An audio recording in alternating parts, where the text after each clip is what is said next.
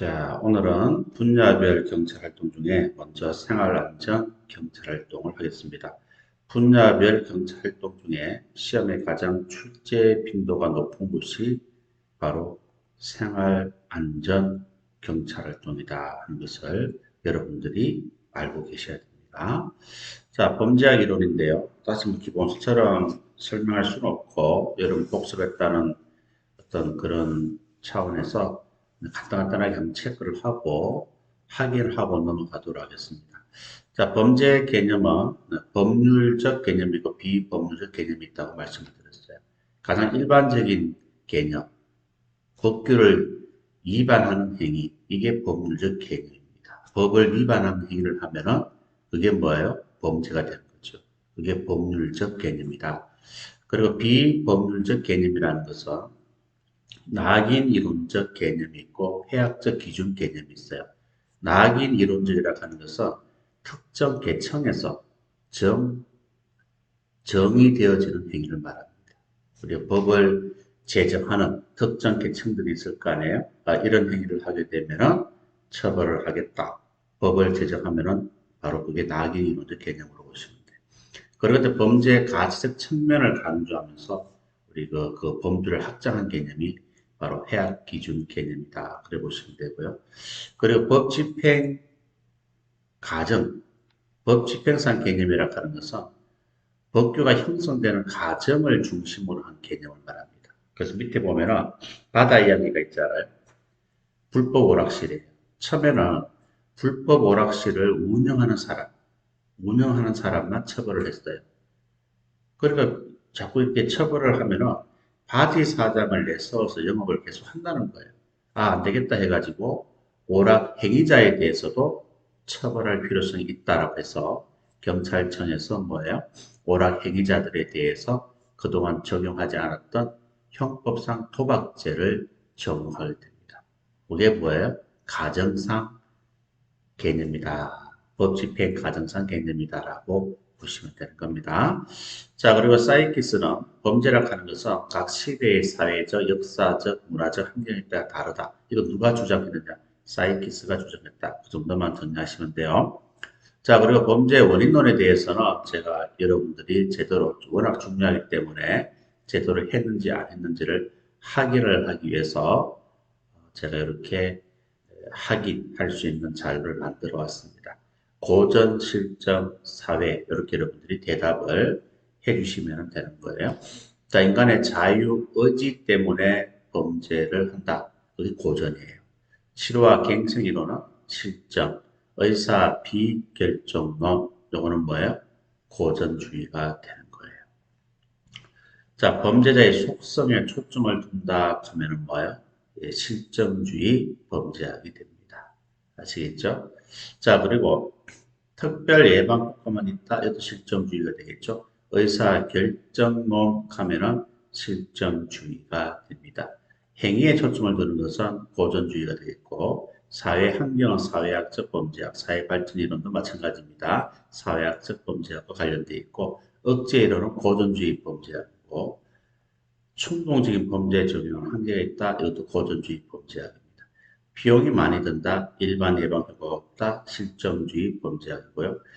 범죄에 대한 전적인 책임 개인한테 있다. 고전주의고 사회에 있다 하면은 실정주의가 됩니다. 요걸 여러분들이 정확하게 정리를 해주시면 되는 거예요. 자, 그리고 고전주의 범죄 학자들에 대해서 우리가 간단하게 쭉 한번 체크를 하고 넘어갈게요. 베카리아 하면 뭐예요? 범죄와 형벌의 저자다. 특별 예방주의가 아니고 일반 예방주의를 주장했다는 것을 여러분들이 알아두시면 됩니다. 그래서 예방이 우선이다. 예방이 우선이다. 알겠죠? 자, 그리고 벤담은 공리주의 이론을 세운 철학자고요. 형벌을 통해서 범죄를 통제할 수 있다 한 사람이에요. 그래서 범죄를 범한 사람에게 형벌을 가함으로써 범죄를 억제시킬 수 있다. 이 말이에요. 억제로부터 관련돼 있죠. 하워드 하면은 감옥, 교도소, 뭐 감옥 이런 말이 나오면은 하워드와 관련돼 있다라고 대답을 하시면 됩니다. 그래서 감옥 내에서도 질병 치료를 적극적으로 해야 한다라고 주장한 사람이에요. 그래서 교도소는 징벌, 가혹한 형집행도 중요하지만 교화, 홍거수용, 가밀수용, 그 교화 장소가 되어야 된다고 주장을 했고 또 이를 위해서 홍거, 남녀, 가미, 너무 조밀하게 수용해서는 안 된다. 그리고 연령과 성별에 따라 분리 수용할 필요가 있다라고 강조를 한 거예요. 그래서 교도소와 관련돼 있다 하면은 하워드라고 대답을 해주시면 됩니다. 알겠죠? 범죄와 형벌하면 베카리아, 공리주의 하면 벤다, 그리고 교도소가 나오면 하워드입니다. 자, 생물학적 범죄학에서는요, 체형 이론이 나오죠. 체형 이론 대표적인 학자들이 많아요. 크레치머스, 쉘던, 글록 부부도 있고, 크리테스도 있고, 많습니다. 우리 크레치머 체형 이론은 세장형, 특수형, 비만형 해가지고 밑에 그림 나와 있죠. 내배역, 이게 비만형이에요. 중배역, 투사형입니다. 외배역, 이게 세장형이에요. 아시겠죠? 그래서 이 크레치머는 이런 사람의 체형을 가지고 범죄를 한다고 주장을 한 거예요. 그 다음에 실정주의 범죄학자들은요, 롬브로저가 있습니다. 대표적인 학자가 롬브로저는 생내적 범죄 인설을 주장하는 사람이에요.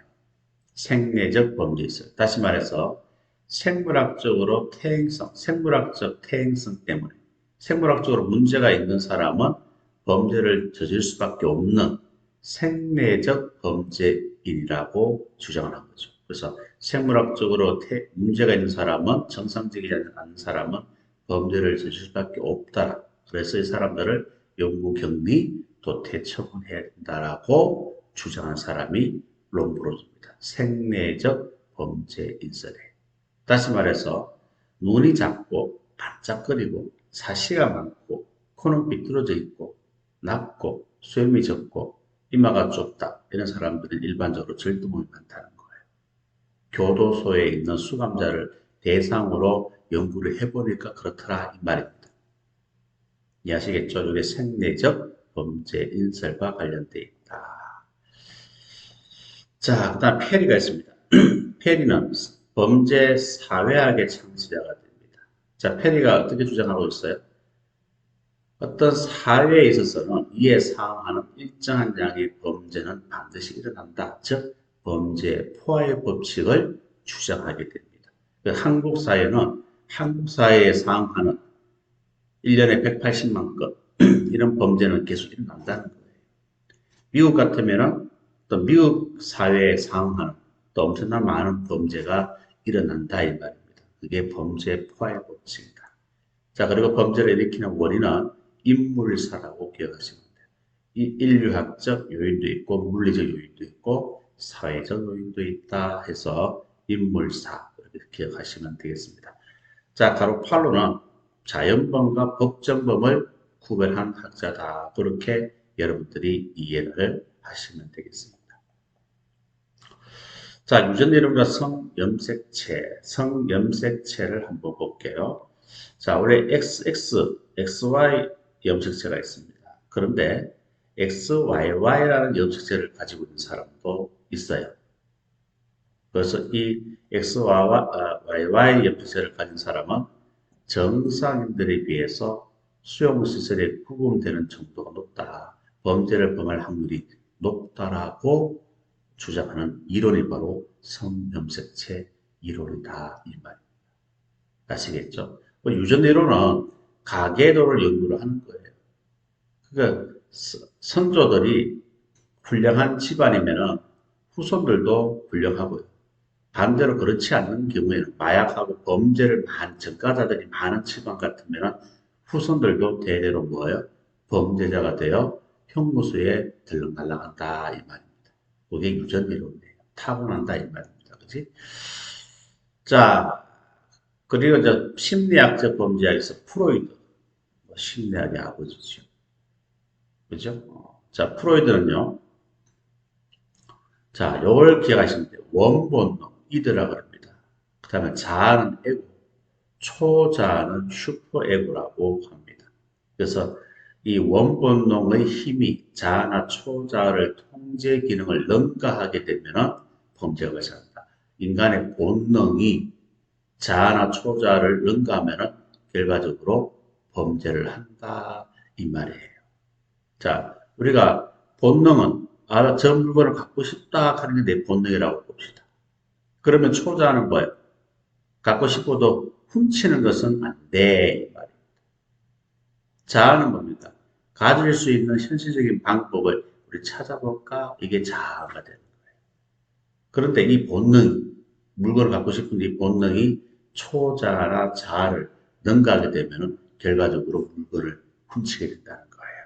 그래서 시험에 이드, 에고, 슈퍼에고 이런 말이 나오면 프로이드와 관련되어 있다. 그리고 또 대답을 해주시면 되겠습니다. 자, 타르데의 모방 이론이 있습니다. 타르데의 모방 이론이 있는데 이 모방 이론은 서덜랜드의 차별적 접촉 이론에 많은 영향을 주었다 하는 것을 여러분들이 알아두시면 됩니다. 결과적으로 모방 이론은 인간을 모방한다는 거예요. 따라한다는 거예요. 그게 모방의 법칙입니다. 모방의 법칙은 접촉, 상하, 삽입 세 가지가 있다 하는 것도 참고로 보시고 모방의 법칙 하면 타르드, 서덜랜드 차별적 접촉 이론에 많은 영향을 주었다 하는 것을 여러분들이 알아두시기를 바랍니다. 그 다음에 사회 구조 이론이 되겠습니다. 자, 드리켐이죠, 드리켐. 그리고 머턴이 있어요. 드리켐의 아노미 이론이 있고 머턴의 긴장 이론이 있어요. 둘 다 똑같은 거예요. 머턴의 아노미 이론 이렇게 얘기도 해요. 그런데 드리켐이 아노미 이론을 먼저 썼기 때문에 머턴은 일반적으로 긴장 이론이라고 이름을 붙여서 우리가 공부를 하는 거예요. 자, 드리켐은 사회 구성원 개인의 욕구와 욕망에 대한 통제력을 상실했을 때 뭐예요? 또 경제 공황이나 전쟁, 기아와 같은 재난으로부터 일어났지만 갑작스러운 행운에 인해서 규범이나 규칙에 대한 관념을 혼란시키는 상황에서 일어날 수 있다고 주장하는 게 디디켐의 아노미론입니다. 그래서 어떤 경우에 범죄가 많이 일어난다? 인간의 욕구와 욕망에 대한 통제력을 상실했을 때, 경제 공황이라든가 전쟁, 기아, 재난 이런 것들이 일어났을 때 규범이나 규칙에 대한 관념이 혼란스럽죠. 그죠? 그렇기 때문에 이런 경우에 일어날 수 있다고 주장한 사람이 디리켐의 아노미론입니다.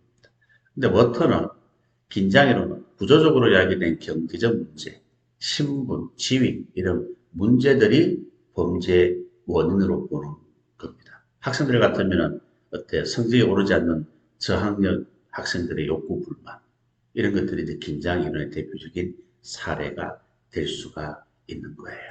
아시겠죠? 그래서 디리켐 아노미론은 욕구와 욕망에 대한 통제력이 상실했을 때 경제 공황이나 전쟁, 기아와 같은 재난 이런 것들이 일어났을 때 범죄가 많이 일어날 수 있는 조건이 된다는 것이고 머터는 구조적으로 이야기된 경제적 문제, 신분, 지위 문제가 범죄 원인이 된다라고 주장을 하고 있는 거예요. 그 다음에 쇼와 맥케이는 사회 해체 이론을 주장했습니다. 결과적으로 소득이 낮고 임대 입주자가 많은 빈민 지역에서 뭐예요? 비행 발생률이 많이 일어난다라고 주장하고 있는 게 쇼와 맥케이가 됩니다. 그래서 생물학적, 심리학적 범죄 원인론에 비해서 사회적 환경을 굉장히 중시하는 것이 바로 쇼와 맥케이가 주장한 사회 해체 이론이 되는 거예요.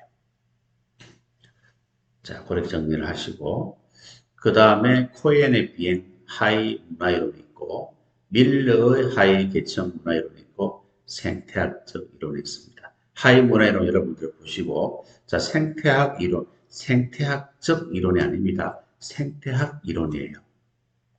자 1920년 미국 시카고 학파에서 범죄의 사회적 환경을 중심으로 범죄 원인을 규명하고자 시도한 이론이 생태학 이론입니다. 사회 환경 때문에 범죄가 일어난다는 어떤 그런 사실을 규명하고자 시도한 이론이 생태학적 이론이다 하는 것을 알아두시기를 바랍니다. 자, 사회가정 이론입니다. 사회가정 이론은요, 서덜랜드의 차별적 접촉 이론이 있어요. 타르데의 모방 이론이 굉장히 영향을 받은 거죠. 다른 말로 문화적 접촉 이론, 사회적 학습 이론, 이렇게도 이름을 부르기도 합니다. 자, 결과적으로 서덜랜드의 차별적 접촉 이론은 이거예요. 누구든지 범죄 문화나 범죄 문화에 접촉을 하거나 여기에 참가하거나 동조하게 되면은 범죄 행동이 어떻게 된다? 학습된다 이 말이에요. 이 학습은 정상적으로 학습되는 거예요. 학습되어 결과적으로 범죄를 일으킨다 하는 것이 바로 서덜랜드의 차별적 접촉이론입니다. 그래서 얼마나 중요합니까? 이런 환경들이. 범죄 문화 자체에 접촉하면 안 되는 거예요. 그 문화에 참가하고 동조하고 이렇게 하면 안 된다 이 말입니다. 결과적으로 욕 잘하는 친구들과 사귀면 욕을 하게 되고, 담배, 술 좋아하는 사람들하고 사귀게 되면 나도 담배, 술을 하게 되는 거예요. 그래서 뭐 극단적으로 담배, 술 하는 또 담배, 술 좋아하는 사람 기분 나쁠 수 있는데 기분 나빠하지 마시고 예를 들어서 다 이 말입니다. 아시겠죠? 자, 뭐 술은 조금 드셔도 담배는 끊는 것이 좋겠어요. 그죠? 담배는 몸에 좋은 게 하나도 없습니다. 그래서 가능하면은 담배는 여러분 스스로 끊을 수 있을 때 끊으시면 좋을 것 같아요. 인생 선배로서 이야기를 하는 거예요. 자, 그 다음에 글래저의 차별적 동일시 이론이다. 자, 이거는 무슨 이론이냐면은 동일시라는 단계에 주목해야 할 범죄 문화에 접촉하면서도 범죄를 행하지 않는 사람들의 행동도 설명할 수 있다 하는 것이 글래저의 주장인데요. 좀 쉽게 말하면 이거예요. 차별적 동일시 이론하는 것은 내가 어떤 폭력 영화를 보잖아요. 그 주인공이 있을까? 주인공이 악당을 때려잡고 하잖아요. 마치 자기가 주인공처럼, 그죠? 동일시해서 그런 흉내를 낸다는 겁니다. 우리 어렸을 때 그런 거 많잖아요. 무슨 영화를 한 편 보면 괜히 막 내가 주인공이 나쁜 놈이가 막 때리고 장난치고 그런 경우가 있잖아요. 그런 것들이 바로 주인공과 동일시해서 내가 또 행동을 한다는 거죠. 그래서 가능하면 그래서 이 어린 친구들은 폭력물을 보게 되면 순기능보다 역기능이 많다고 나와 있습니다. 근데 성인들은 그렇지 않아요. 성인들은 영화는 영화로서만 보는 거죠. 그걸 뭐 따라하고 그러지는 않아요. 주인공을 따라하고 악당을 따라하지는 않습니다. 그래서 성인들은 폭력물을 보더라도 오히려 순기능이 많아요. 스트레스 해소가 되고, 그런데 어린 친구들은 역기능입니다. 단점이다 이 말이에요. 폭력물을 보여주고서는 안 된다는 겁니다. 그게 동일시 이론이고요. 그 다음에 사이키스는 중화기술 이론을 주장했죠. 중화학하는 것은 뭡니까? 중화학하는 것은 합리화시키는 기술을 말합니다. 그래서 범죄자들이 일반인에 비해서 합리화시키는 기술이 뛰어나다 이 말입니다. 어떻게 합리화시킵니까? 유형이 있어요. 비책이 없으면 손에 피를 보다. 이렇게 암기하시면 돼요. 두 개만 보면은 피난자에 대한 비난이에요. 그 범죄자가 자기가 범죄를 했지만 오히려 경찰, 검사를 욕하는 거예요. 피난을 받을 사람이 다른 사람을 피난하는 거예요. 그러니까 뭐라고 하고 있습니까? 야, 검사, 경찰, 너희들이 더 부정부패가 심하고 뇌물도 받고 더 악랄하다고 주장하고 있는 거예요. 이런 것들이 피난자에 대한 비난이 되겠다. 이 말. 그 다음에 손해 피해 발생 부정이에요. 안전벨트를 착용하지 않았다? 마약을 복용했다? 도박을 했다? 내가 매춘 행위를 했다? 이런 사람들이, 범죄자들이 뭐라고 하고 있습니까? 내가 안전벨트를 착용하지 않았지만 내가 남한테 피해를 준 게 뭐가 있느냐? 내가 마약을 복용했지만 남한테 피해 준 게 뭐가 있느냐? 내가 매춘 행위를 했지만 남한테 피해 준 게 뭐가 있느냐? 도박 행위를 했지만 남한테 피해 준 게 뭐가 있느냐? 이렇게 주장하는 거예요. 피해를 부정하는 거예요. 손해를 부정하는 거예요. 이런 것들이 바로 중화 기술 이론에 해당되는 유형이 되는 거예요. 이건 꼭 기억을 하시기 바랍니다. 자, 그 다음에 사회 통제 이론이 있어요. 통제 이론. 자, 레크리스의 견제 이론 해가지고 나와 있는데, 결과적으로 뭡니까?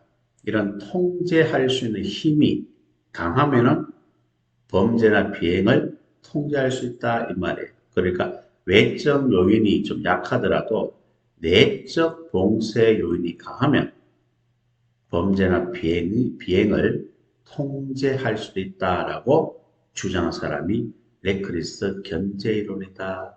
그렇게 여러분들이 보시면 됩니다. 그래서 아무리 내가 범죄 비행으로 이끄는 힘이 있다 하더라도 그것을 차단하는 힘이 강하면 결과적으로 통제할 수 있다 하는 이론이 되는 거예요. 자, 그리고 허시의 사회 유대 이론입니다. 자, 허시는 사회 유대 이론을 주장하면서요. 범죄는 범행하지 못하게 억제하는 요인들이 있다는 거예요.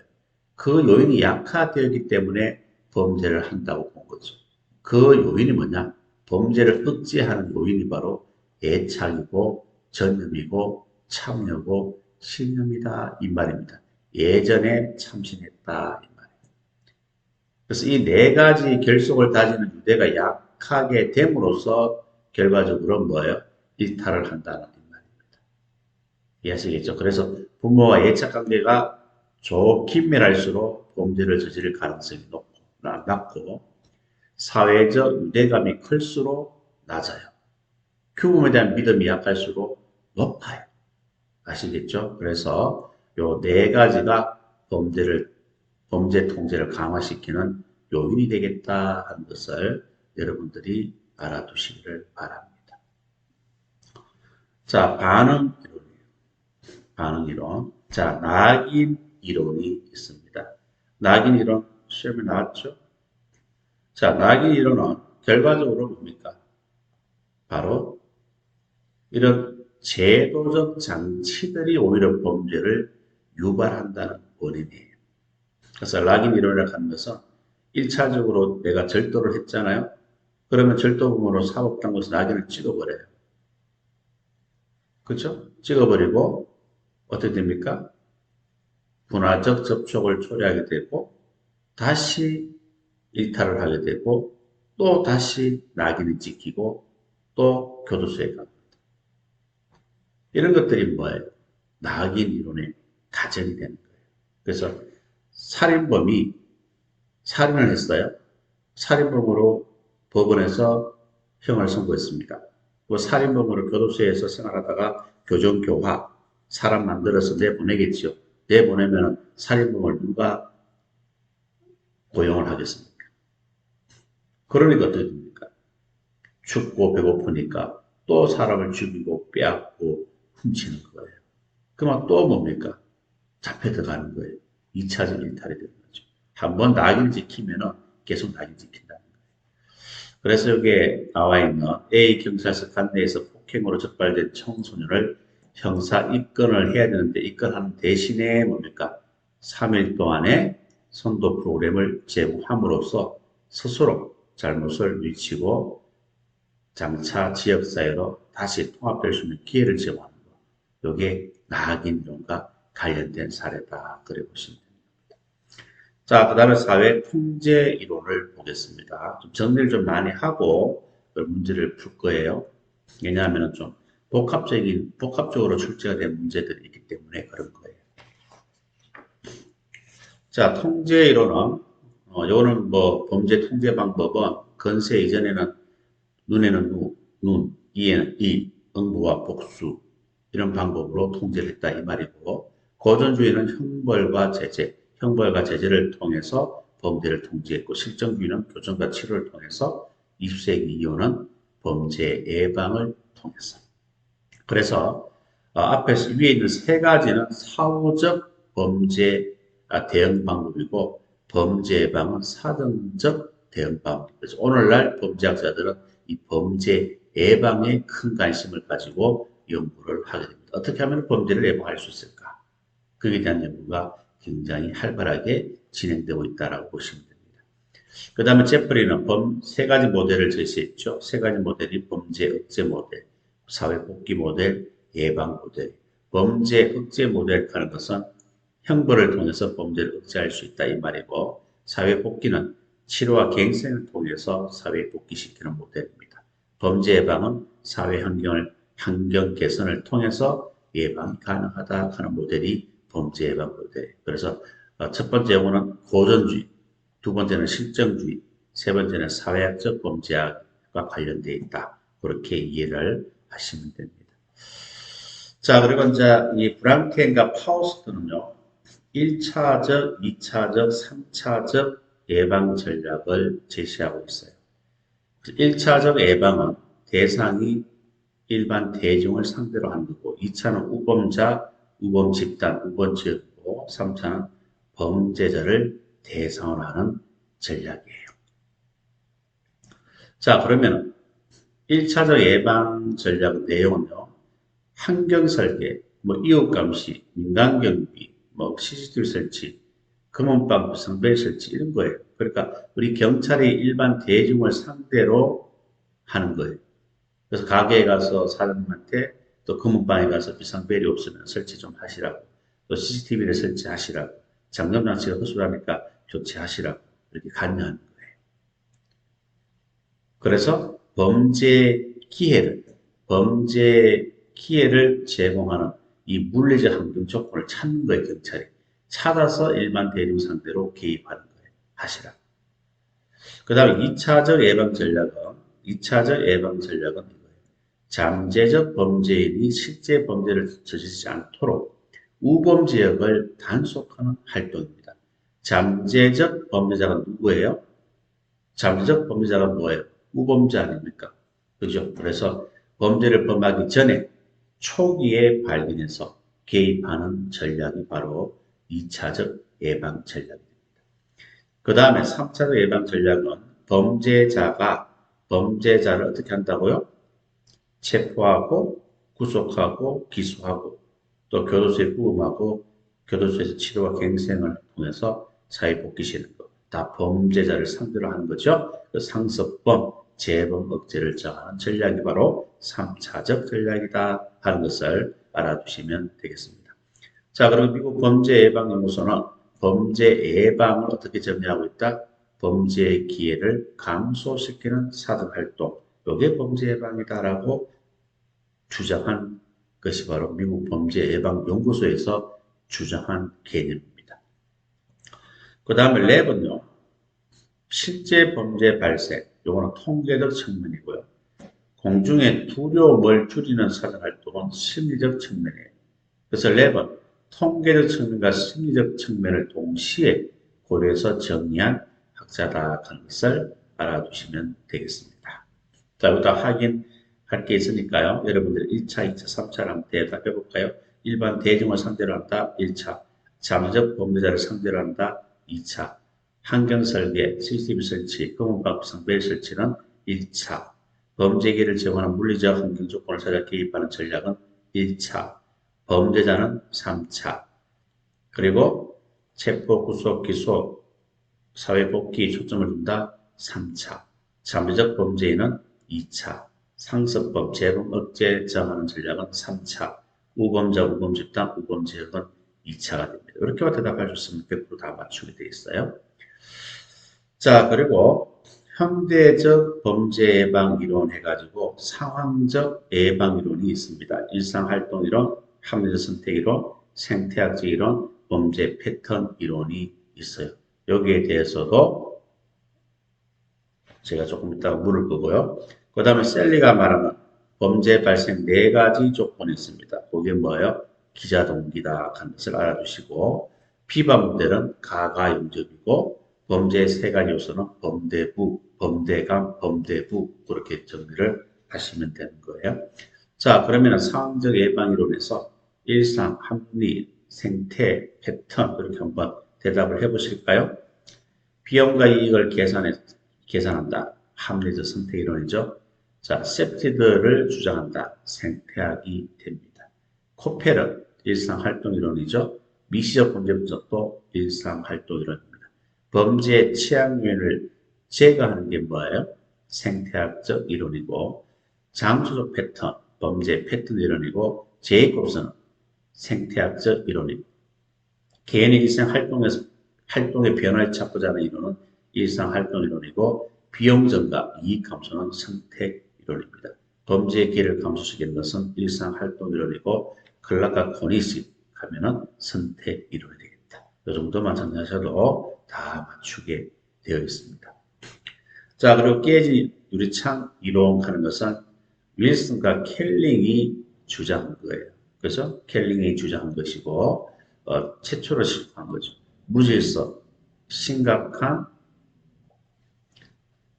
심각한 범죄를 이론적으로 연결시킨 최초로 시도한 이론이다. 그래 보시면 돼요. 이 이론은 무슨 이론이에요? 아무리 자그마한 조그마한 불법 무질서라도 방치하지 말고 제때 단속해서 조치를 취해야 된다 하는 이론입니다. 그래서 무관용 원칙을 주장하게 되는 거죠. 관용을 베푸지 말라는 겁니다. 왜? 작은 불법 무질서를 방치하고 봐주게 되면 나중에는 더 큰 불법 행위를 하게 된다는 거예요. 그래서 깨진 유착 이론 아시겠죠? 기억을 하시기 바랍니다. 자, 그 다음 집합 효율성 이론은 뭐예요? 자, 집합 효율성 이론은 지역 주민 간의 상호 신뢰, 연대감, 그리고 범죄 등 사회 문제에 대해서 적극적으로 개입을 하게 되면 결과적으로 쉽게 범죄를 할 수 없다 이 말입니다. 이걸 쉽게 설명을 드리면 이런 거예요. 우리 도시보다는 저 촌에 가면은 100가구 이렇게 부락으로 있잖아요. 도시 같으면 사실 옆집에 누가 사는지 별 관심도 없죠. 그냥 만나면 우연히 뭐 인사하는 정도죠. 그 옆집에서 만약에 사람 누가 뭐 절도범에 침입하더라도 그냥 뭐 아무 관심 없어요. 별로 유대관계가 좋지가 않아요. 연대감이 안 좋아요. 어떤 문제에 대해서 서로 막 도와서 하겠다는 그런 마음도 별로 없습니다. 그런데 저 촌에 가면은 100가구 이런 데 가면 어때요? 어려서부터 같이 성장했던 사람들이기 때문에 피는 섞이지 않아더라도 다 친척처럼 형제, 아우처럼 형님, 아우 뭐 이런 식으로 잘 지냅니다. 그리고 옆집에 누가 들어오면은 옆집에서 나와요. 누구시냐고. 여기 주인 없다고. 여행 갔다고. 그러니까 쉽게 빈집이라도 쉽게 들을 수가 없다는 겁니다. 물론 옛날에 비해서 지금은 또 예지인들도 많이 와서 집을 사서 살기 때문에 점점 연대감이 약화되고 있는 것은 사실이지만 내 어렸을 때만 하더라도 정말 마을 자체가 참 재밌었다. 그만큼 이제 뭐예요? 다 동네 사람들이 다 아저씨고 삼촌이고 다 그런 거예요. 원래 삼촌도 아닌데 삼촌 뭐 이렇게 불러요. 그죠? 또 나이가 좀 많으면 다 형님. 그만큼 연대감이 유대관계가 참 좋았다. 어떤 문제가 있으면 힘을 합쳐서 해결할 수 있는 그런 또 형태가 되었거든. 지금은 좀 약하죠. 자, 그래서 도시보다는 우리 촌에 있는 그런 마을에 있는 그런 쪽이 훨씬 더 연대감 또 어떤 문제에 대한 적극적인 개입이 훨씬 더 강합니다. 그게 그렇게 되면 결과적으로 범죄하기 쉽지 않다는 거죠. 그게 집합 효율성 이론이다라고 보시면 되겠습니다. 자, 그러면 이제 환경 설계를 통한 범죄 예방 기법인데요. 요거는 앞에 보면은 방어 공간 이론이 있어요. 이게 이번에 시험에 나왔던 거죠, 그죠? 요 세 가지가 네 가지가 나왔잖아요. 세 가지죠. 보기로 연결하는 문제니까 이미지, 영역성, 자연적 감시, 입지 조건. 그래서 이영자의 입, 요거 사례와 연결하는 문제가 시험에 나왔던 겁니다. 자, 그 다음에 셉티드는요, 유형자의 할자라고 해서 5가지 유형이 있어요. 요거는 이제 설명을 들었으니까 한번 여러분하고 체크만 하고 넘어가도록 하겠습니다. 자, 환경설계를 통한 범죄 예방. 요거는 앞까지 문제 풀고 다시 한번 더 정리를 하는 방향으로 할게. 너무 쭉 설명만 하니까 좀 지겹다는 생각이 듭니다. 그죠? 자, 그럼 문제를 같이 한번 풀어볼까요? 255페이지. 자, 문제 2번 문제를 봅니다. 자, 설문에 설명하는 범죄 개념은 어떤 것인가? 라고 되어 있어요. 자, 우리가 수업 시간에 했던 니언, 바다 이야기가 나오죠. 바다 이야기, 이거는 어떤 개념입니까? 법 집행 가정상의 개념이다라고 제가 말씀을 드렸어요. 그죠? 법을 집행하는 과정에서 처음에는 뭐예요? 오락 행위자를 처벌한 게 아니죠. 업주만 처벌했다가 안 되니까, 해결이 안 되니까 이제는 오락 행위자에 대해서도 도박죄로 처벌을 하게 되는 거죠. 그 법을 집행하는 과정에서 자, 오락 행위자도 처벌을 하는 거죠. 그런 것들이 법 집행 과정상의 개념이다라고 보시면 됩니다. 그 다음에 256페이지 한번 볼까요? 256페이지. 자, 4번 한번 봅니다. 자, 틀린 것은 1번. 자, 셀리가 말하는 범죄를 일으키는 네 가지가 뭐예요? 기자, 동기라 그랬죠? 동기가 있고, 자유가 있고, 기술이 있고. 보호자 부재는 아니고, 기가 두 개잖아요. 기자, 동기. 하나는 기술이고, 하나는 기회입니다. 범행 기회가 빠져 있어요. 그래서 1번이 정답이 됩니다.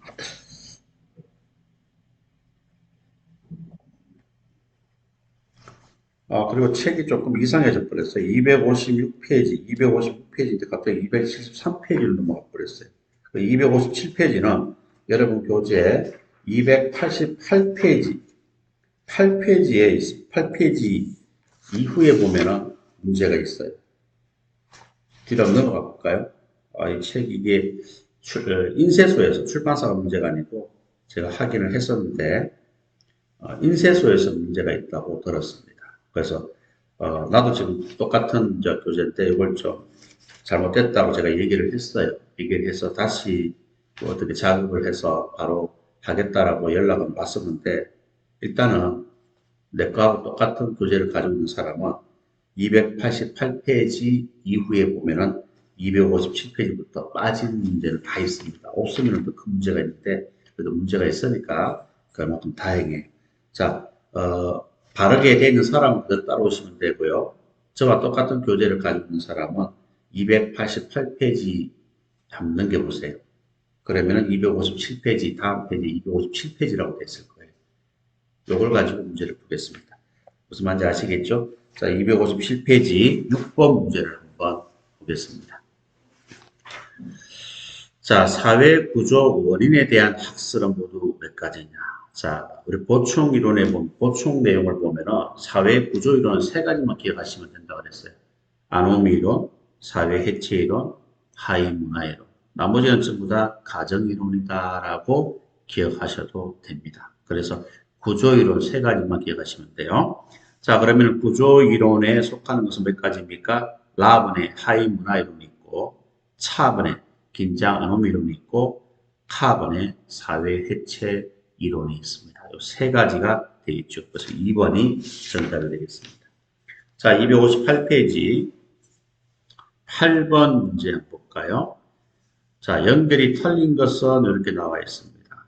자, 3번에 보면은 아노미 이론, 드리켐의 아노미 이론이라고 나와 있어요. 그런데 내용을 보세요. 구조적으로 야기된 경제적 문제, 신분, 지위 문제를 범죄 원인으로 보는 것은 바로 머턴의 긴장 이론입니다. 그래서 3번이 틀렸음을 우리가 알 수가 있습니다. 자, 그 다음에 10번 문제 한번 볼까요? 서덜랜드의 차별적 접촉 이론입니다. 옳지 않은 것은 4번 보세요.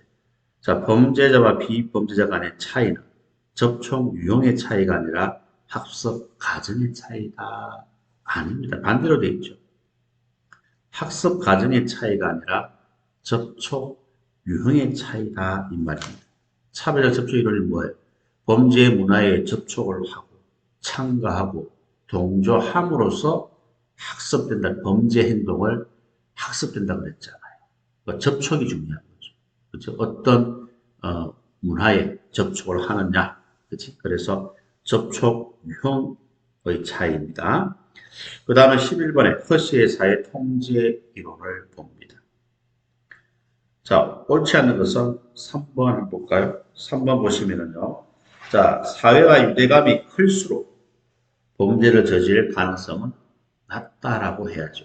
부모와 예착이 좋을수록 범죄를 범할 가능성은 낮다 이 말입니다. 아시겠죠? 자, 그 다음에 13번 한번 볼까요? 자, 범죄 원인에 대한 설명으로 가장 적절하지 않는 것은 바로 3번 항목입니다. 쇼와 맥케의 사회 해체 개념에 대비해 허신은 이를 사회적 분화라는 개념으로 설명하며 개인의 학습을 사회적 학습이라고 규정하고 있다. 맞습니까? 개인의 학습을 사회적 학습이라고 규정하고 있어요. 저 뭐가 틀렸습니까? 허시가 아니고 뭐가 들어가야 돼요? 서들랜드가 들어가야죠. 쇼와 맥케의 사회 해체 개념을 대비해 허시는 아니고 서들랜드는 말이에요. 서들랜드의 사회 학습 이론이죠. 그렇죠? 그 다음에 14번입니다. 14번. 틀린 것은 2번. 자, 서들랜드의 분화적 접촉 이론을 통해서 차별적 접촉 이론, 분화적 접촉 이론, 사회적 학습을 다 똑같은 말이에요. 분화적 접촉 이론을 통해서 사회 요인이 범죄 요소이며 범죄 행위는 비정상적으로 학습된 행위라고 주장하였다. 정상적으로 학습된 행위라 되죠. 정상적으로 학습된 행위가 됩니다. 자, 그 다음 또 한번 풀어볼까요? 15번에 틀린 것은 몇 번입니까? 4번이죠. 디리캠은 좋은 자아관념이 주변의 범죄 환경에도 불구하고 비행행위에 가담하지 않도록 하는 중요한 요소라고 한다. 좋은 자아관념이 비행행위에 가담하지 않도록 하는 중요한 요소라고 한다. 이건 디리캠이 아니고 뭡니까? 레크리스의 견제이론, 봉쇄이론과 관련되어 있다. 그렇게 보시면 돼요. 그래서 4번이 틀렸습니다. 그 다음에 17번에 사회 가정 원인에 되지 않는 것은 몇 번이냐. 장문도 성질 문제가 되겠는데요. 2번이죠. 왜 2번입니까? 자, 코엔의 하위 문화이론이죠. 코엔의 하위 문화이론은 가정이론이 아니에요. 사회 구조이론이에요. 그래서 틀린 겁니다. 1번, 3번, 4번은 전부 다 뭐예요? 가정이론에 속하고 코엔의 하위 문화이론은 구조이론에 속하기 때문에 2번이 정답이 된다. 그렇게 여러분들이 보시면 되는 거예요. 아셨죠? 자, 그리고 또 18번 문제 한번 봅니다. 자, 옳은 것은 몇 가지인가? 라고 되어 있어요. 옳은 것은 한 개밖에 없습니다. 갑은 왜 틀렸습니까? 아노미론은 코엔에서 취합된 겁니까? 아노미론은 디리캠입니다. 그 다음 다음에 셀리가 말하는 범죄 발생 요소는 네 가지가 뭐예요? 기자 동기잖아요. 기가 두 개라 그랬죠. 기술과 기회. 기회가 없잖아. 범죄 피해자 대신에 범행 기회가 들어가야 됩니다.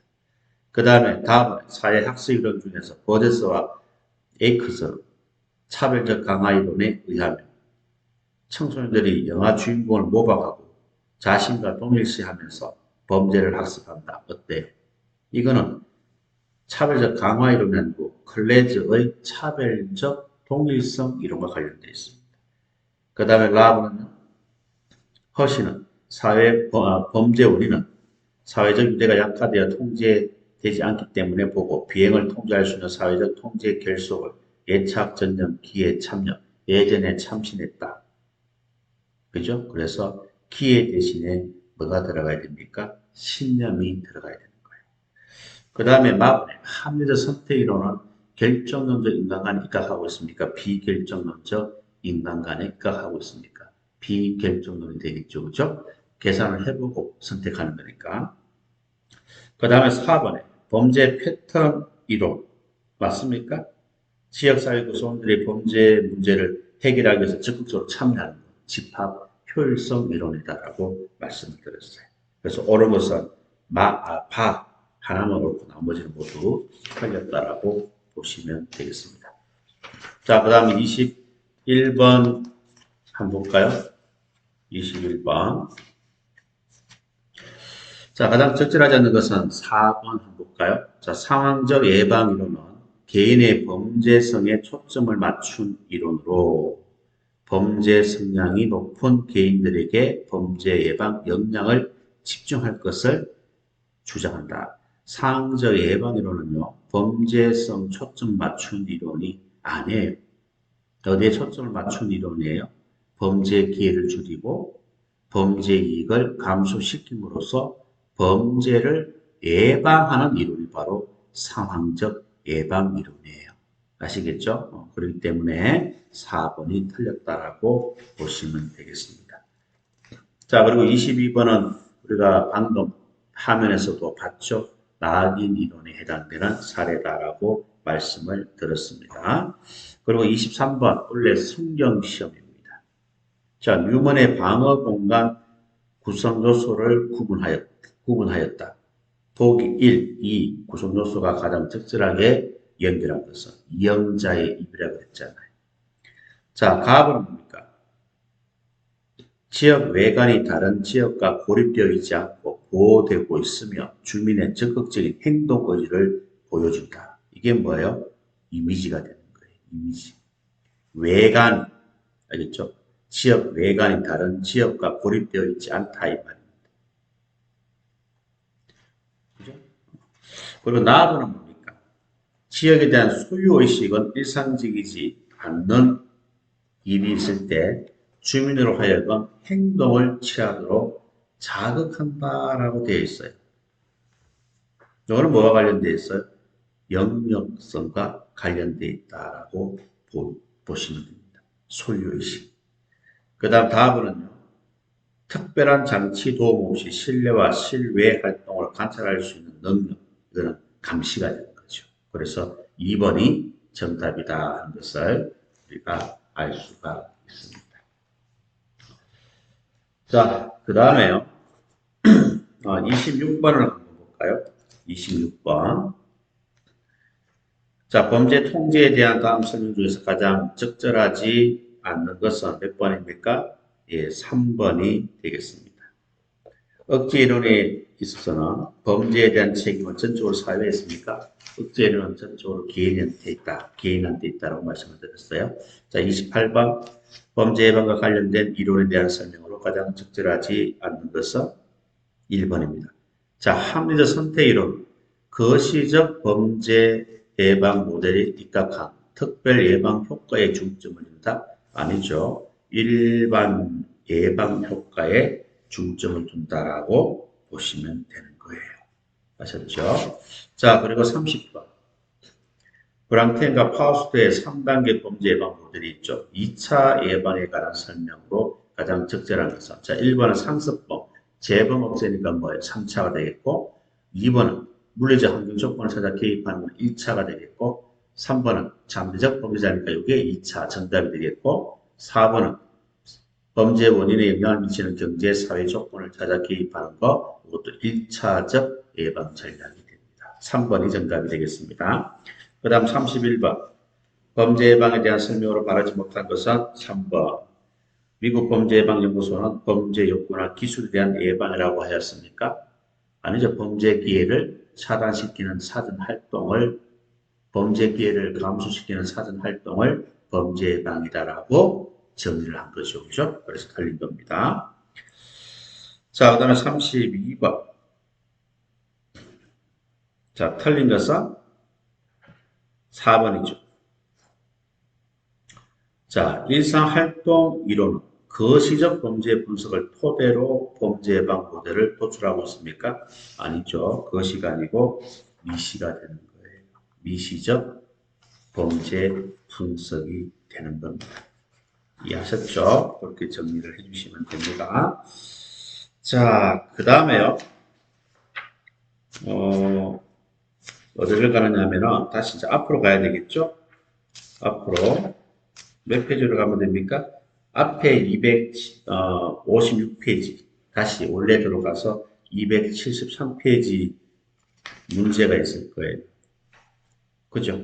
그걸 이제 같이 또 풀어보시면 됩니다. 왔다 갔다 했으면 미안하게 됐습니다. 제가 뭐 원고만 작업해 주지 제가 출판 편집하는 것도 아니고 편집은 아무 문제 없어요. 제가 받은 편집 원고를 받기 때문에 인쇄소에서 이번에 오류가 난 겁니다. 이런 거의 찾아볼 수가 없는데요. 이런 일이 발생했어요. 일단은 뭐 인쇄소에서 자기 실수를 인정하고 바로 확인해서 교재를 확인해서 잘못된 부분들은 새로 한다 그랬으니까요. 여러분들이 혹시 이런 교재를 가지고 있는데 저처럼 이렇게 따라오시려면 보시면 되고요. 아니면 너무 싫다 그러면은 출판사에 연락을 해서 교환을 하시면 될 겁니다. 아마 그렇게 될 거예요. 자, 그럼 다시 273페이지 앞으로 와서 34번을 보겠습니다. 자, 옳지 않는 것은 2번 한번 볼까요? 불황태행과 범죄 패턴 이론은 범죄의 일상적인 시간적 패턴 맞습니까? 범죄 패턴 이론은 시간의 패턴이 아니고 장소적 패턴이다라고 말씀을 드렸습니다. 자, 여기까지 하시고요. 그 다음에 환경 설계 요 부분 좀 남았습니다. 남았고요. 다 시간 오래 걸리더라도 마무리를 하고 경비 경찰 활동을 하도록 할게요. 중간에 또 두 개의 강좌를 만드는 것보다는 그게 나을 것 같아요. 자, 이것도 한번 여러분들이 한번 체크를 해볼까요?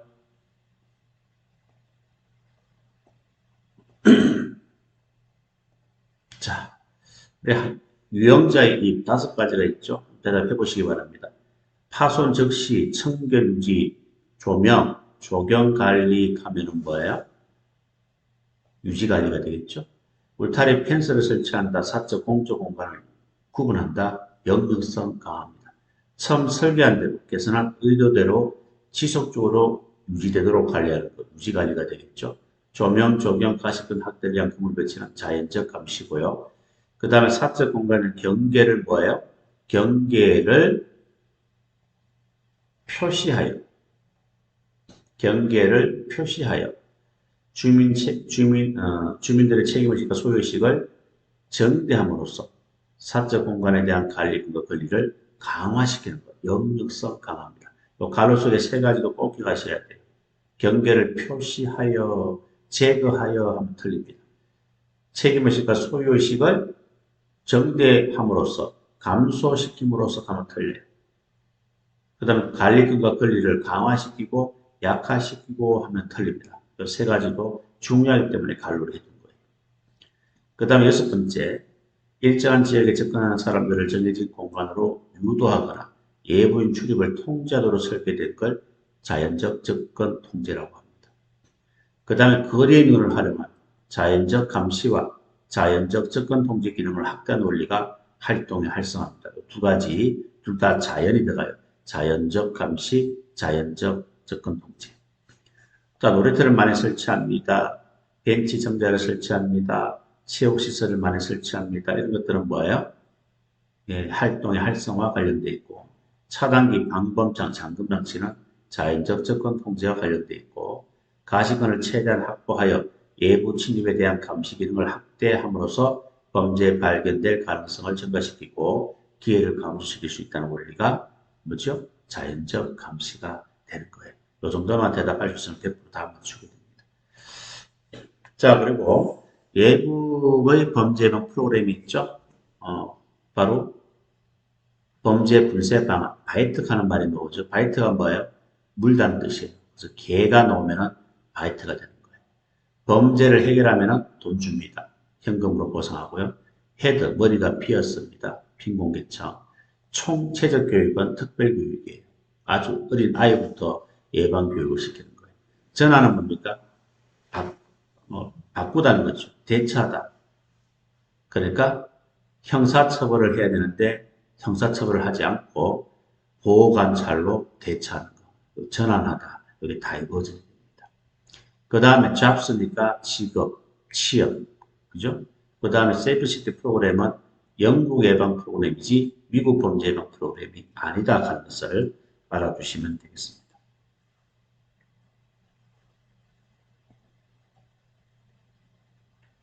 자, 여기까지.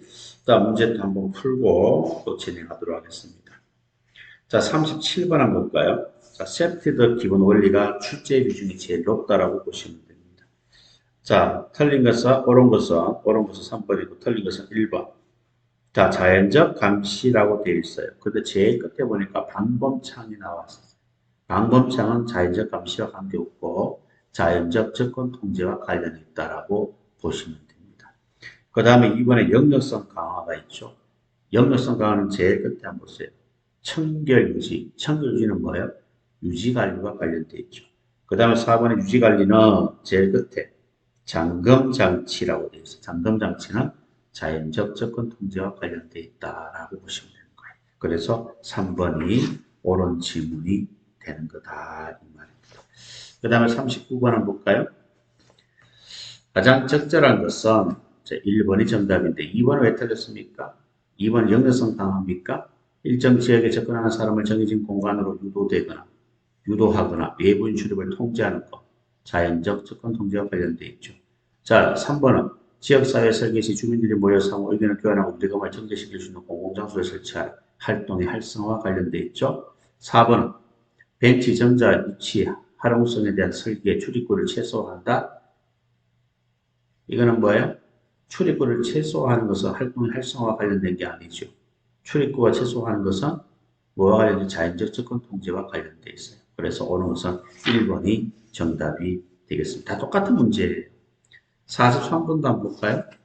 가장 적절한 것은 3번이 되겠는데, 자, 1번 보세요. 사적 공간에 대한 경계를 표시하여 주민들의 책임의식과 소유식을 정대함으로써 사적 공간에 대한 권리를 강화시키는 것, 영역성 강화가 되겠죠. 그 다음 두 번째, 주민들이 모여 상호 의견을 교환하고 유대감을 정대할 수 있는 공공장소를 설치하고 이용하도록 하는 것, 활동의 활성화가 되겠죠. 4번은요, 건축물이나 시설물 설계 시 가시권을 최대한 확보한다. 자연적 감시와 관련되어 있죠. 그 3번이 정답이 되는 거예요. 어렵지 않죠. 자, 그 다음에 최근에 나왔던 문제를 봅시다. 나머지는 굉장히 쉬워요. 49번을 한번 보도록 하겠습니다. 자, 49번에 보시면 가장 적절하지 않는 것은 3번 항목입니다. 자, 기본 원리 중에서 자연적 접근 통제라 건축물이나 시설을 설계하면서 가시권을 최대한 확보한다. 자연적 감시와 관련된 거잖아요. 그죠? 그 3번에 틀린 거예요. 50번. 자, 미국 지역사회 범죄 예방 활동 프로그램에 설명한 것이다. 틀린 것은 1번이죠. 왜? CFCT 프로그램은 미국 범죄 예방 프로그램이 아니고 영국 범죄 예방 프로그램이다라고 제가 말씀을 드렸습니다. 그렇죠? 자, 그 정도 보시면 되겠고요. 그 다음에 뒤에도 조금 남아있는 것도 시간은 좀 걸리지만 다 한번 정리하고 마무리하는 걸로 하는 것이 좋을 것 같아요. 자, 범죄 예방 활동입니다. 범죄 예방 활동인데, 자, 범죄 예방 활동에서 지역 공동체, 범죄 예방 활동했어요. 자, 이걸 한번 볼까요? 자, 경찰의 역할 3번 한번 볼까요? 경찰의 역할은 말이에요.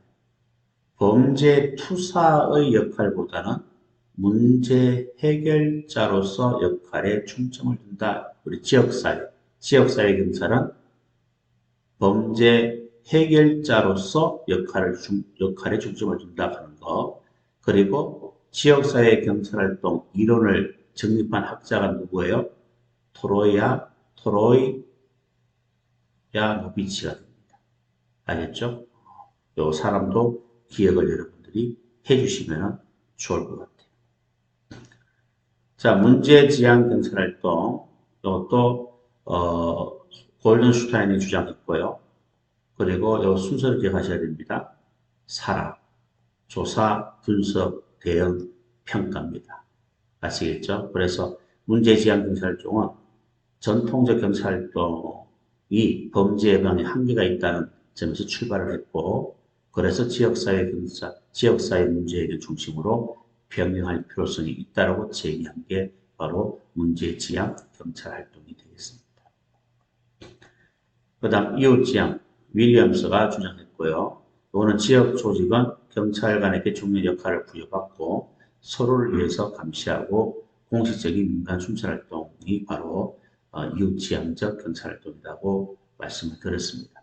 그 다음 전략적 지향 경찰활동, 골든슈타인이겠죠. 범죄 요소라든가 사회 무질서 원인을 제거하는 것이고 지역사회 교정하는 데 있어서 지역사회 기초를 확립할 기회를 제공하는 것을 말합니다. 대표적으로 우리 합동순찰, 지정순찰, 여름경찰서, 우리 해운대 같은 데 가면은 해수욕장, 대천 해수욕장 이런 데 가면은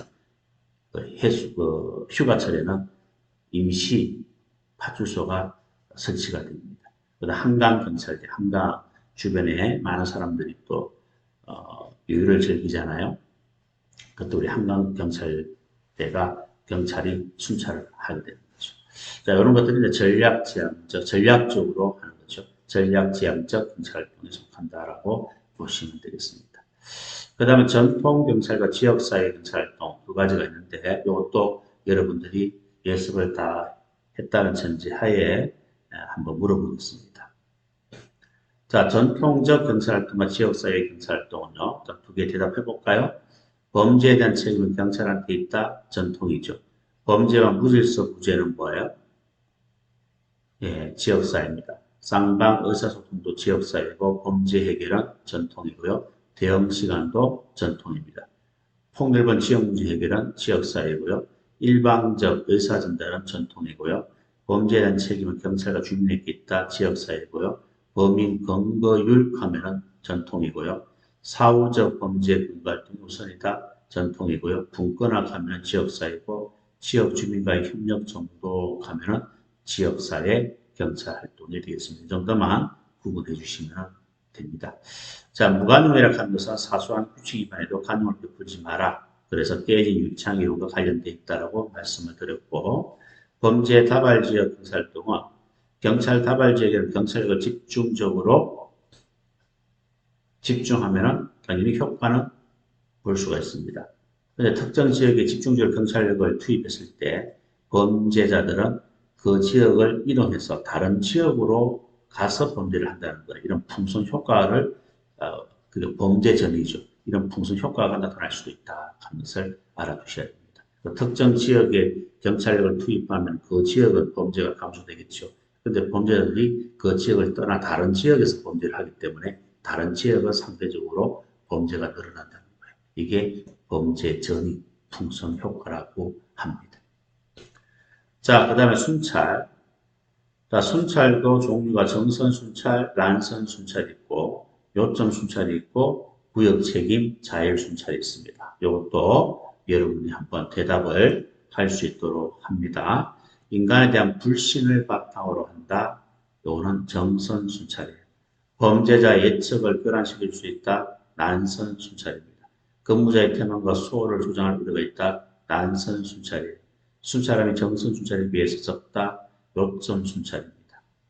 담당 구역 범죄 취약 시간과 지점을 적극적으로 분석하려고 하는 자율성과 창의성을 기반으로 하는 순찰 제도는 구역 책임 자율 순찰이 되겠고요.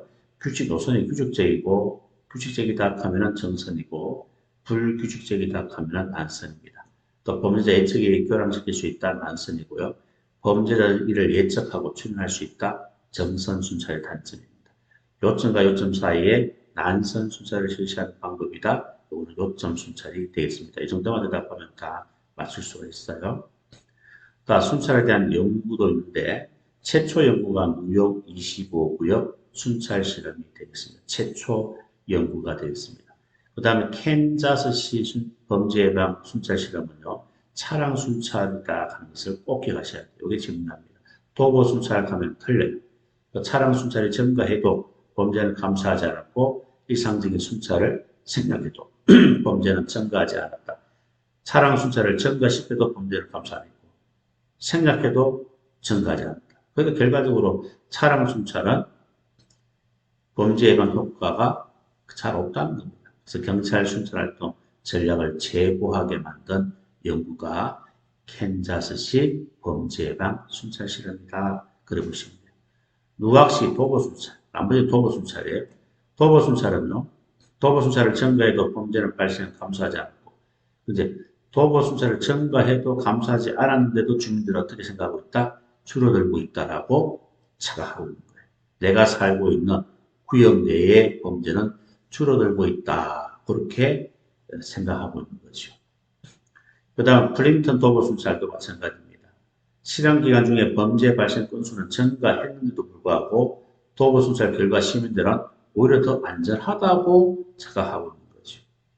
그죠? 이게 플린턴 도보 순찰 프로그램입니다. 그래서 여러분들은 요 두 가지는 도보 순찰이고 요거는 차량 순찰이다 하는 것을 여러분들이 꼭 기억을 해서 정리를 하고 계셔야 됩니다. 자, 그리고 마지막으로 공경비, 민간경비에 대해서 우리가 살펴보면은 민간경비는 뭐 캡스, S1 이렇게 생각하시면 되고 공경비는 경찰이라고 생각하시면 되는 거예요. 그래서 민간경비는 예방적 측면을 중시하는 반면에 공경비는 법집행적 측면을 중시한다라고 보시면 되고요. 그 다음에 또 민간경비는 영리기업이지만 우리 공경비는 경찰은 국가기관입니다. 그 다음에 권한은 아주 한정적이에요. 제약이 많습니다. 그런데 우리 경찰은 일반적인 권한을 가지고 있다 하는 것을 알아두시고 그 다음에 민간경비는 경합적인 서비스예요. 자기 회사에 이익이 많이 되는 고객들에 대해서는 더 서비스를 더 좋겠죠. 그런데 우리 경찰은 가난하든 부자든 똑같이 경찰권을 행사해야 됩니다. 비경합적인 서비스다 하는 것을 여러분들이 알아두시면 되겠습니다. 자, 그럼 문제 풀고 생활안전경찰활동 마무리를 하도록 하겠습니다. 자, 285페이지 3번 문제를 보겠습니다. 자, 지역사회경찰활동에 대한 설명으로 그다음 적절하지 않는 것은 4번 볼까요? 자, 지역사회 문제 해결을 위한 경찰 업무 영역 확대로 일선 경찰관에 대한 감독자의 지휘 통제가 강조된다. 지역사회 문제 해결을 위한 경찰 업무 영역 확대로 일선 경찰관에 대한 감독자 지휘 통제가 강조됩니까? 아니죠. 지역 문제 해결하는데 강조되는 거예요. 감독자 지휘 통제가 강조되는 것은 전통으로 보시면 돼요. 알겠죠? 그건 지금은 지역사회 경찰활동에 대해서 묻고 있기 때문에 감독자의 지휘 통제가 강조되는 것이 아니고 지역사회 문제 해결을 강조된다 하는 것을 알아두시면 됩니다. 그 다음에 4번 한번 볼까요? 가장 옳지 않은 것은 2번입니다. 뭐가 틀렸습니까? 사라잖아요. 그죠? 조사, 평가, 대응, 분석입니까? 조사, 그 다음에 분석, 평가, 조사, 분석, 대응, 평가가 되는 거죠. 순서가 틀렸잖아요. 2번이. 자, 그 다음에 5번에 문제지향 경찰활동에 대한 설명으로 적절하지 않는 것은 4번이죠. 거주자들에게 지역에 관한 정보를 제공하고 주민들이 민간 순찰을 실시하는 것은 이웃지향적 경찰활동이다라고 말씀을 들었습니다. 그 다음에 6번도 풀어볼까요? 틀린 것은 3번이죠. 3번은 무관용 경찰활동입니까? 사라가 나오잖아. 문제지향적 경찰활동과 관련되어 있다 하는 것을 여러분들이 알아두시면 되겠습니다. 자, 그 다음에 7번은 가장 적절하지 않는 것은 장르 변경 문제인데 4번입니다. 윌슨과 사이먼이 연구한 경찰활동 개념이 지역사회 경찰활동입니까? 아니죠. 지역사회 경찰활동에 대해서 정립한 사람이 누구예요? 토로이아 노비치라고 했잖아요. 그죠? 자, 그 다음에 또 9번 한번 볼까요? 지역사회 내 각종 기관, 주민들과 유기적인 연락, 협조 체계를 구축하여 지역사회 각계 계층 문제 요구 책임을 발견하고 지역사회 문제 해결과 적극적인 지역사회 프로그램을 위해서 경찰과 지역사회 공동으로 노력하는 것을 뭐라고 합니까? 폴리스 커뮤니티 릴레이션, PCR, 경찰과 지역사회 관계. 4번이 정답이 되는 겁니다. 자, 그 다음 넘어가야 되겠죠. 그죠?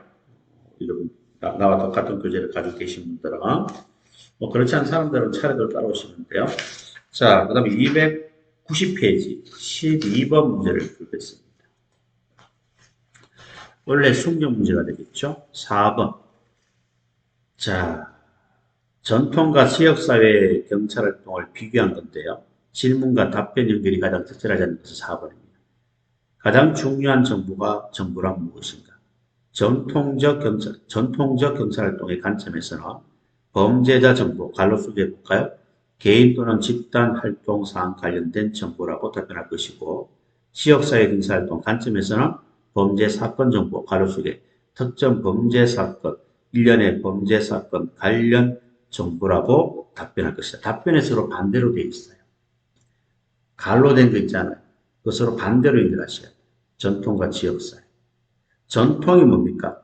범죄사건 정보, 특정 범죄사건, 일련의 범죄사건 관련 정보를 중시하고요. 지역사회, 범죄자 정보, 개인 또는 집단 활동 사항에 관련된 정보를 중시한다라고 보시면 되는 거예요. 아셨죠? 자, 그 다음에 순찰에 대해서 문제를 우리가 한번 또 풀어보도록 하겠습니다. 자, 경찰 활동에 대한 설명으로 가장 적절한 것은 2번 한번 볼까요? 정답은 1번이고요. 2번은 뭐가 틀렸습니까? 이거는 법령에서 나오는 거죠.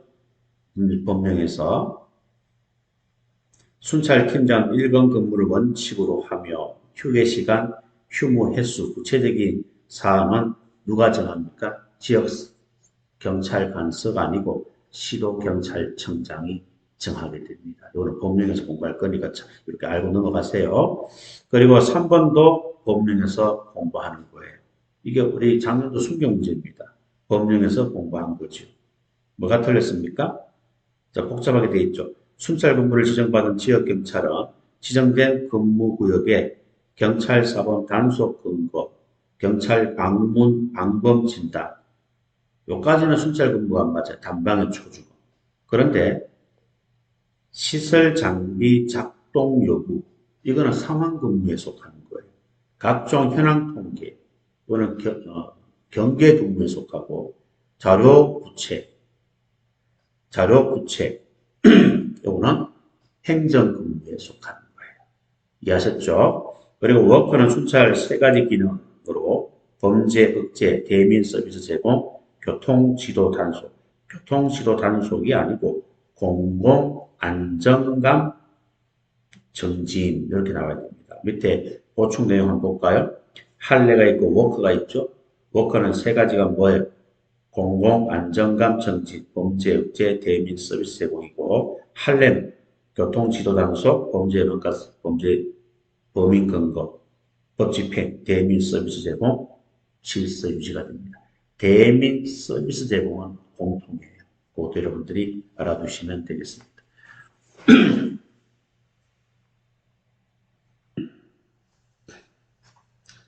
자, 그 다음에 순찰과 관련된 문제를 풀어볼까요? 293페이지 3번 봅니다.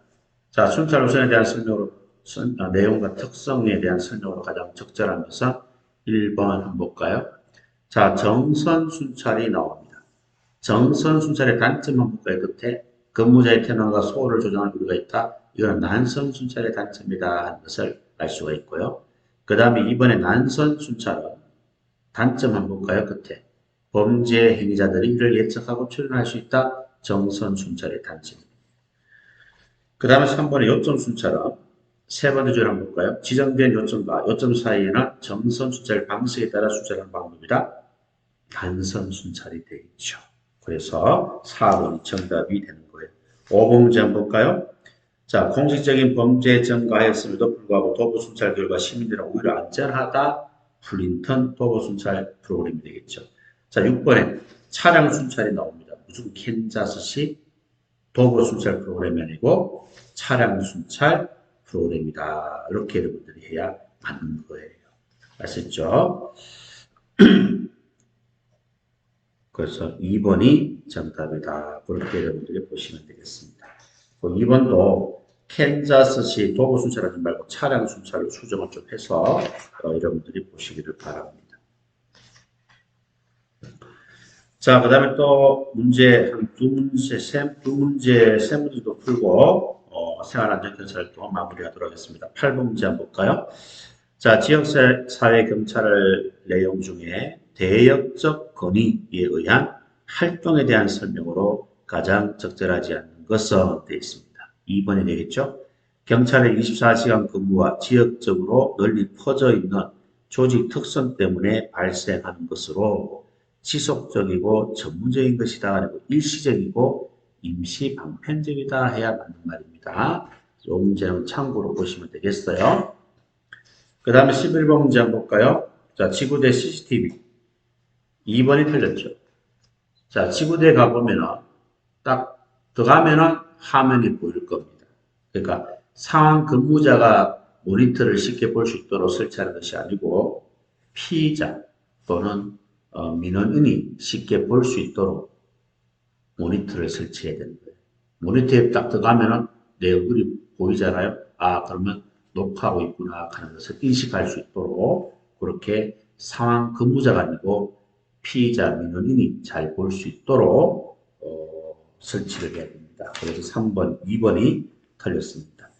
자, 그리고 마지막으로 마지막 문제는 아니네요. 자, 12번도 같이 한번 볼까요? 장문도 성지 문제가 되겠는데 가장 적절하지 않는 것은 몇 번입니까? 3번입니다. 자, 119를 통해서 긴급 구조 요청이 접수된 경우에는 통신비밀보호법에 의거하여 위치정보 조회를 실시합니까? 통신비밀보호법이 아니고 뭐예요? 위치니까 뭐예요? 위치정보보호 및 이용에 관한 법률에 의거하여 위치정보 조회를 실시한다 해야 하는 거예요. 그래서 3번이 틀렸음을 알 수가 있습니다. 자, 마지막 문제 299페이지 2번. 공경비를 민간경비와 대비할 때 공경비 내용으로 틀린 것은 1번입니다. 왜요?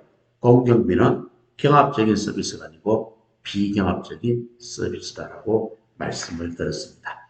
자, 굉장히 거의 1시간 20분 가까이 생활안전 파트를 진행했어요.